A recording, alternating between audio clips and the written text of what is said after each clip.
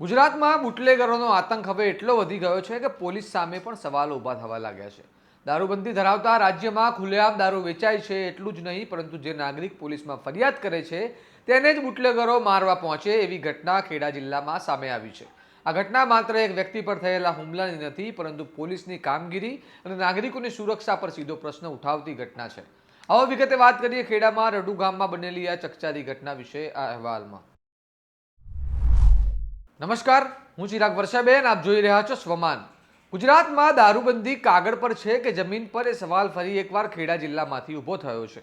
ખેડા જિલ્લાના રડુ ગામના રહેવાસી રણજીત નામના એક નાગરિકે 29 ડિસેમ્બર 2025ના રોજ ખેડા ટાઉન પોલીસ સ્ટેશનમાં લેખિત અરજી આપી હતી।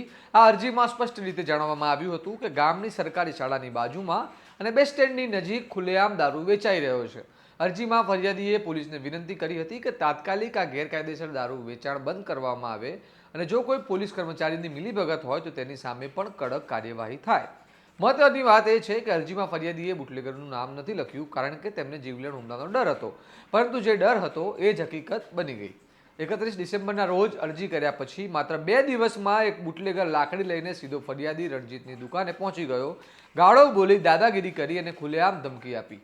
આ સમગ્ર ઘટના વિડીયોમાં કેદ થઈ ગઈ છે। ઓ ગાબાભાઈ, અમે તમારું નામ નહીં દીધું, સમજી લો, બરાબર? તમારું નામ કોઈ આજે છોકરાએ નહીં દીધું કે સંજયે નહીં દીધું, બરાબર?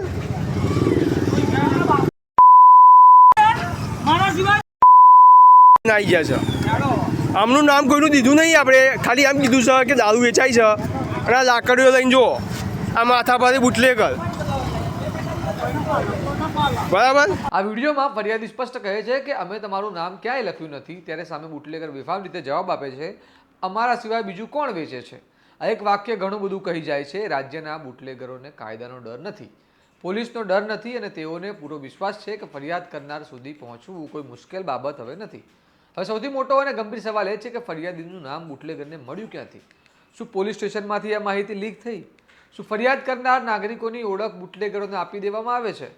જો એવું છે તો પછી કોઈ નાગરિક પોલીસ પાસે ફરિયાદ કરશે જ કેમ? આ ઘટના બાદ ફરિયાદીએ ફરી પોલીસને જાણ કરી, પરંતુ ફરિયાદીનું કહેવું છે કે પોલીસ આ મામલે કોઈ અસરકારક કાર્યવાહી કરી રહી નથી। આ મુદ્દે જ્યારે સ્વમાન દ્વારા ખેડા ટાઉન પોલીસ સ્ટેશનના પીઆઈ વીડી દેસાઈનો સંપર્ક કરવામાં આવ્યો ત્યારે તેમણે કહ્યું કે અમે કાર્યવાહી કરીએ છીએ અને બુટલેગર સામે કડક પગલાં લઈએ છીએ, પરંતુ પોલીસના આ નિવેદન અને જમીન પર બનેલી ઘટના વચ્ચે કોઈ મેળ બેસતો નથી। જો ખરેખર કાર્યવાહી થઈ રહી છે તો પછી બુટલેગરોની હિંમત આટલી બેફામ કેમ છે?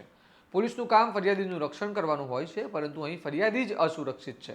આવા કિસ્સાઓ રાજ્યમાં અગાઉ પણ બન્યા છે, જ્યાં ફરિયાદી પર હુમલો થાય, તેમના ઘરે ધમકીઓ મળે અને પોલીસ માત્ર દર્શક બની રહે। અમે બનાસકાંઠા બુટલેગરો દ્વારા પોલીસ પર થયેલા જીવલેણ હુમલાની ઘટના પણ જોઈ ચૂકી છે। એટલે અંતે આ બેફામ બુટલેગરોનો ભોગ માત્ર નાગરિકો નહીં, પોલીસ પણ બને છે। પ્રશ્ન એટલો જ છે કે શું ગુજરાતમાં દારૂબંધી હવે માત્ર કાગળ પૂરતી રહી ગઈ છે?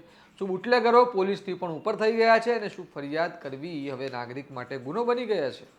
આ સમગ્ર મામલે તમારું શું મંતવ્ય છે અમને કમેન્ટ કરીને જણાવો।